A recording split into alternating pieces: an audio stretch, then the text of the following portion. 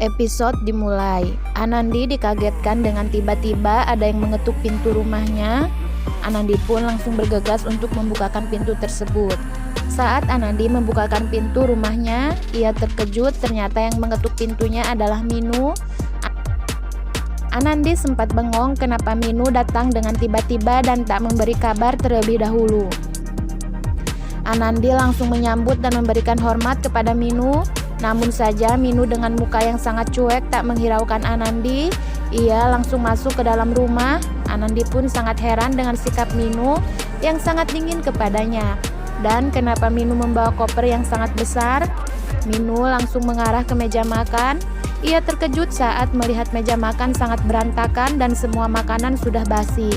Minu langsung memarahi Anandi karena Anandi tidak menyelesaikan tugas rumah dengan baik. Anandi hanya bisa terdiam mendengar ocehan Minu. Minu pun mencoba memanggil Sip.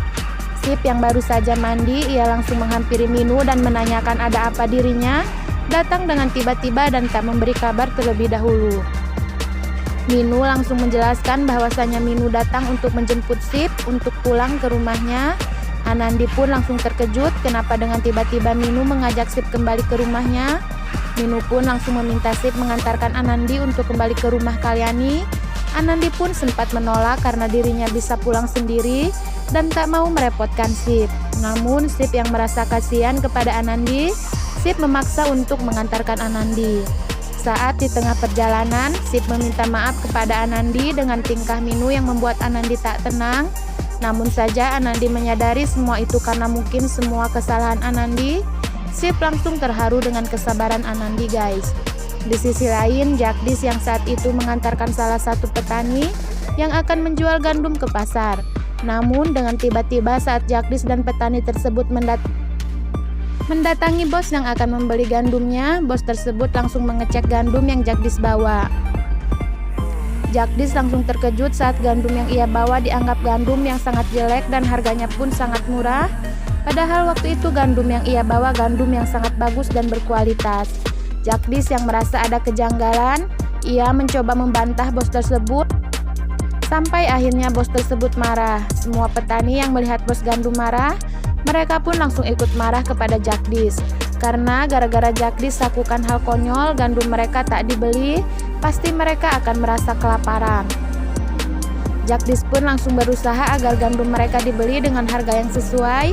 Jagdish mencoba menelpon salah satu temannya yang saat itu temannya adalah manajer di pasar tersebut. Sampai pada akhirnya gandum mereka pun dibeli dengan harga yang sesuai, dengan kualitas barang yang sangat bagus. Tentu saja semua petani merasa sangat bahagia dengan pengorbanan Jagdish. Jagdish pun langsung dibawa ke kantor gubernur yang tak lain itu adalah kantornya Sip. Sedangkan saat itu Sip dan Anandi yang sedang berbincang membicarakan bagaimana mengatasi virus yang saat itu sedang menyerang semua warga. Tiba-tiba Sip dan Anandi dikejutkan dengan suara yang begitu ramai dan menyebut-nyebut nama Jagdish. Saat semua petani membawa Jagdish ke dalam ruangan Sip, Sip dan Anandi terkejut ada apa gerangan. Sip langsung menanyakan kenapa Jagdish membawa semua para petani masuk ke dalam ruangannya. Jagdish pun langsung menjelaskan semuanya kepada Sip.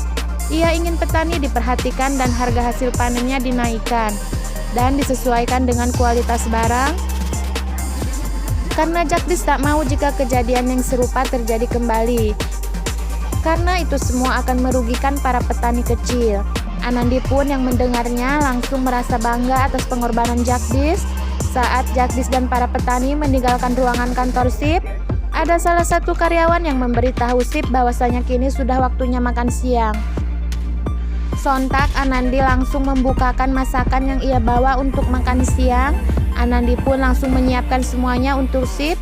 Terlihat di situ Sip sangat bangga sekali, belum aja nikah Anandi sudah perhatian kepadanya. Saat Anandi sedang menyiapkan makanan untuk Sip, tiba-tiba Jagdish datang kembali ke ruangannya Sip. Jagdish yang melihat Anandi sangat romantis bersama Sip, ia langsung teringat masa di mana dirinya bersama Anandi. Tiba-tiba Anandi sangat terkejut saat melihat Jagdish yang sedang berdiri di depan pintu.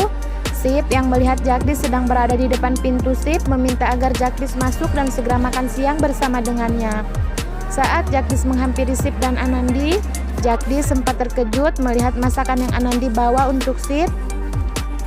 Ia teringat masakan yang pernah Anandi berikan kepadanya. Jagdis pun langsung mengatakan kepada Sip bahwasanya masakan yang ada di hadapannya mengingatkan dirinya kepada seseorang.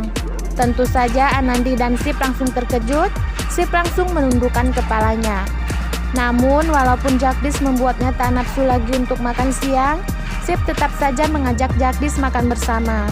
Akan tetapi Jagdis menolaknya dan Jagdis berpamitan untuk pergi meninggalkan ruangan Sip dan langsung masuk ke ruangan salah satu staf. Anandi pun yang melihat tingkah konyol Jagdis, Anandi langsung tak nafsu lagi untuk makan. Ia langsung bergegas meninggalkan Sip.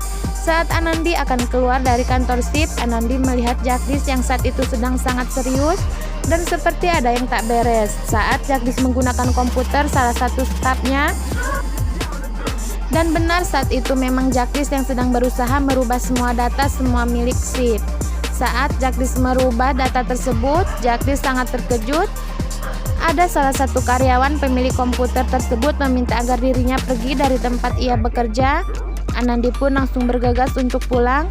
Jagdis yang melihat Anandi gagal makan siang bersama Sip, Jagdis sangat bahagia. Sekian sinopsis kali ini, sampai ketemu di sinopsis selanjutnya ya.